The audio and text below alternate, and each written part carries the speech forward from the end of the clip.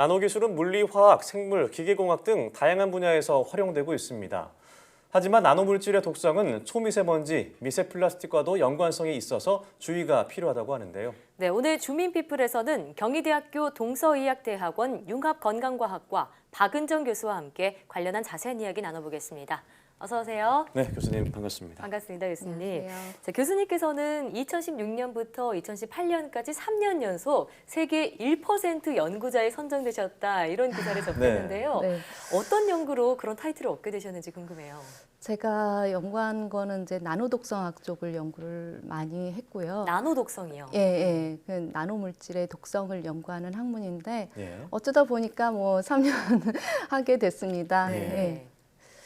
자, 그럼 이 질병에 대한 어떤 원론적인 접근으로 출발하셨다고 들었습니다. 네. 이 연구에 대해서. 처음부터 이 부분을 네. 연구하셨나요? 아, 그거는 아닙니다. 예. 좀 원래는 이제 미세먼지와 관련된 거를 2004년부터 실제로 연구를 하고 있었습니다. 그러다가 2006년에 한 교수님께서 세리움 옥사이드 나노물질이라는 걸 저한테 주시면서 이제 이 물질이 유럽 연합에서는 티타늄 나노 물질을 대체하는 물질로 지금 활용을 하려고 노력을 하고 있다. 그러니까 네. 이걸 한번 두 개를 비교를 해봐라. 독성이 어떤 차이가 있는지. 그래서 제가 이제 이걸 관련된 거를 찾다 보니까 이 세리움 옥사이드 나노 물질이 연료 촉매제로도 많이 쓰이고 있더라고요. 네. 그래서 네. 아, 그러면은 이게 대기중으로도 나올 수 있겠네라는 생각이 들어서 그래서 이제 이 물질을 제가 이제 그 전에 하던 식으로 똑같이 대기중 미세먼지처럼 똑같이 사람 기관지 상피 세포들을 이용해서 실험을 했는데 그 전에 미세먼지하고는 다르게 네. 세포 안에 들어가서 너무 자유롭게 움직이고 다니는 거예요. 그래서 이 아이는 정말 뭔가 특별한데라는 생각이 같은 들어서 물질인데요. 예. 좀 다른 물질이죠. 얘는 인위적으로 일부러 만들어진 일부러 나노 만든 물질. 물질이에요. 이게 자연에서 생긴 나노물질하고 인위적으로 어떤 목적을 가지고 만들었기 때문에 그 목적에 맞는 성질을 가지고 있거든요. 그러다 네. 보니까 이제 이 안에서 좀 다르게 행동을 한다는 것을 알고는 제가 이거를 본격적으로 좀 시작을 해야겠다라는 생각이 들어서 하게 됐습니다. 네, 그러면 뭐 자연 속에 존재하는 나노 물질과 다르게 우리 인체에 좀 안전하다고 알려지는 그런 물질들도 나노 성분이 되는 경우에 나노 입자가 될 경우에 인체에도 유해할 수 있다 이런 말씀인데요. 나노 물질이 우리에게 특별히 위험할 수 있는 그런 이유는 무엇일까요? 이제 뭐 여러 가지 성질이 문제가 있기는 하지만 사실은 이제 제가 공부를 하면 할수록 느끼는 건데요. 네. 우리 몸이 정말 잘 만들어져 있어요. 내부 그래요? 물질에 대해서 아주 안전하게 너무 잘 만들어져 있는데 근데 이 제조 나노 물질의 경우에는 대기 중에서 이렇게 자연스럽게 만들어진 나노 사이즈 물질 입자하고는 다르게 어떤 의학학이나 산업이나 이런 데서 활용을 하기 위해서 네. 일부러 만들었기 때문에 인위적으로요. 인위적으로 만들었기 때문에 그 인위적인 어떤 목적을 가지고 있거든요. 근데 그 목적을 가지다 보니까 그 목적이 우리도 모르게 이제 원래는 의도하지 않았거나 또는 의도를 했는데 이게 의도한 것보다는 더 또는 전혀 예상치 못한 상황에서 못하게. 이런 상황으로 이 안에서 이 독성을 일으키는 상황이 조금 발견이 되더라고요. 이제 네. 그 대표적인 예가 뭐냐면 원래는 이 물질들이 뇌로 못 들어가게 하는 블러드 브레인 베리어라는 게 있고 그다음에 애기학에 영향을 미치지 못하게 일부러 이제 태반이 보호를 하고 있거든요. 근데 여기를 다 통과해서 영향을 줄 수 있고 더불어서 이 몸 안에서 축적이 되면서 몸 밖으로 잘 배출이 안 된다. 그러면서 그 안에서 염증도 일으키고 여러 가지 다른 위해 효과를 일으킬 수 있다라는 것이 검증이 되면서 이제 이 제조하시는 분들하고 화학공학이나 이런 데서 만드시는 분들하고 저희 독성하는 사람들이 어떻게 하면 좀 더 안전한 나노 물질을 만들어내서 잘 활용하고 우리 나노 산업이 발달할 수 있을까를 머리를 맞대고 지금 연구를 하고 있습니다. 네, 말씀하신 걸 들어보면 이제 자연적으로 발생한 나노 물질과 다르게 인위적인 것은 우리 몸이 자연적으로 필터링이라던가 처리하지 못한다. 그래서 위험하다 이렇게 말씀을 해주신 것 같습니다. 자, 또 요즘 이제 초미세먼지 문제가 정말 심각하잖아요. 특히 이제 호흡기로 접하는 건데 그럼 이 대기 중에서도 나노 입자가 자연적으로도 뭐 만들어질 수 있다 뭐 이런 얘기인가요? 그렇죠. 그러니까 초미세먼지 같은 경우에는 우리들이 일반적으로 얘기하는 게 이제 입경 2.5 마이크로미터 이하인 먼지를 얘기하는데요. 한여름에 아마 비 소나기가 그냥 억수같이 쏟아지고 나면은 공기가 되게 맑잖아요. 깨끗하죠. 그렇죠. 그러다가 어느 날 갑자기 보면은 뿌얘져 있고요. 똑같이 예. 뿌얘져 있잖아요. 그런 것처럼 이게 이제 그 대기 중에서 어떤 그 공기가 가스상이나 액체상이나 고체상이나 대기 중으로 이렇게 나오게 되면은 그 입자들이 서로 달라붙기도 하고 또는 화학적으로 이렇게 결합도 하고 그러면서 사이즈가 조금씩 커지거든요. 그러면서 나노 사이즈에서 마이크로 사이즈로 점점 커지게 되고 심지어는 이제 옆 사람이 이렇게 방귀를 뀌면 방귀 낀 냄새도 그 입자에 붙어서 그 저 성분도요? 호흡기로 들어와서 저희가 코로 냄새를 맡을 수 있게 되는 것입니다. 네.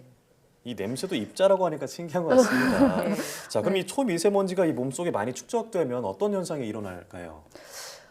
초미세먼지 같은 경우에는 이제 입자 사이즈에 따라서 일반적으로 현재까지 알려진 바에 따르면 입자 사이즈에 따라서 호흡기를 통해 노출이 됐을 때 들어갔을 때 입자 사이즈에 따라서 그 분포하는 위치가 다 달라요. 어디까지 갈 수 있는지가. 네. 근데 초미세먼지는 아주 폐폭 깊숙이까지 들어가서 축적이 될 수 있고 그러면서 이게 이제 거기서 빠져나오지 못하니까 만성염증도 일으킬 수 있는 뿐만 아니라 폐포 안에 폐포를 둘러싸고 있는 미세 혈관들이 있거든요. 네. 그러다 보니까 이 미세 혈관하고 폐포 사이에 어떤 가스 교환이 이루어지는데 그 가스 교환에도 영향을 줄 수 있어서 모든 몸 안에 있는 모든 조직들은 다 산소를 필요로 하는데 그 산소 공급에도 문제를 줄 수 있지 않을까. 그러면 모든 신체 조직에 영향을 줄 수 있지 않을까라는 생각에서 더 열심히 연구를 하고 있습니다. 네. 뭐 이런 미세먼지와 관련된 어떤 호흡기의 문제도 있겠지만 또 요즘 떠오르는 게 미세 플라스틱 문제가 심각하잖아요.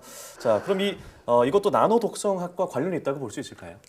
네, 사실 이 미세 플라스틱 문제 같은 경우에는 정말 환경적으로 지금 아주 큰 이슈 중에 하나입니다. 그래서 최근에는 뭐 세정제나 섬유 유연제 같은 데 들어간 그 1차 미세 플라스틱 같은 경우에는 지금부터 이제 사용을 규제한다라는 얘기가 되는데요.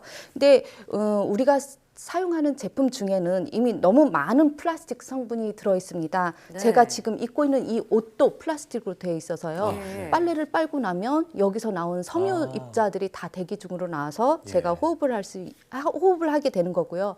그동안 우리들이 사용한 미세 플라스틱이나 세정제나 섬유 유연제 같은 데 들어 있던 미세 플라스틱들도 이미 우리 환경 중에 다 가 있고 이 환경은 또 돌고 돌기 때문에 그러다 보니까 결론적으로는 우리가 이제 다시 노출이 되게 되는 이런 상황으로 몰려가고 있습니다. 예. 아니 그런데 우리가 늘 일상 속에서 쓰는 자외선 차단제 역시도 나노 독성 물질과 관련이 있다고 들었는데 이 부분만 짧게 한번 설명해 주시겠어요? 자외선 차단제 같은 경우에 사실 지금 큰 이슈 중에 하나인데요. 사실 그 자외선 차단제가 저 이제 안 바르게 되면 피부 노화를 또 촉진을 하고 또 그 피부암을 유발할 수 있고 그래서 필요한데 근데 제가 항상 몇 번 말씀을 드리는 것 중에 하나인데 이 아이가 각질 세포가 있으면 흡수율은 좀 떨어지는데 근데 그런 유해 물질들이 들어갈 수 있는 그런 그 확률이 되게 낮아져요. 그래서 저는 이제 두 가지 그 자외선 차단제를 또 나노 물질들이 들어 있으니까 가급적이면 저희 이태리 타월 뭐 이런 걸 때 팍팍 민 다음에 바로 바르는 것만 좀 자제를 해주십사 하고 부탁을 드리고 있습니다. 그런 우리가 일반인들이 몰랐던 방법들도 있었군요. 자, 그럼 이 교수님의 앞으로의 계획이 무엇인지 좀 간단하게 들어보고 싶은데요. 사실 저는 이제 기본이 탄탄한 정통학자가 사실 아닙니다. 그러니까 이게 이제 제가 그냥 평범한 주부로 살다가 어쩌다 보니까 이게 내가 공부를 해야지 내 식구들 다 챙길 수 있겠다는 생각이 들어서 어떻게 공부를 하게 됐는데 그 과정에서 얻는 결론이 뭐냐면 가족이 건강해야지 행복하게 살 수 있다는 것이었고 그러기 위해서 제일 먼저 해야 할 일이 장애나 질병 없이 살아가는 수명이 건강 수명이라는 게 있거든요. 그 건강 수명을 늘리는 일에 내가 뭔가 늘리는 일에 뭔가 역할을 해야겠다라는 생각이 들었는데 2016년 통계청 발표 자료에 따르면 한국인의 기대 수명이 실제로 82.4세인데 건강 수명은 64.9세밖에 안 된대요. 그러다 보니까 한 17.5년을 정말 골골하다가 가는 거거든요.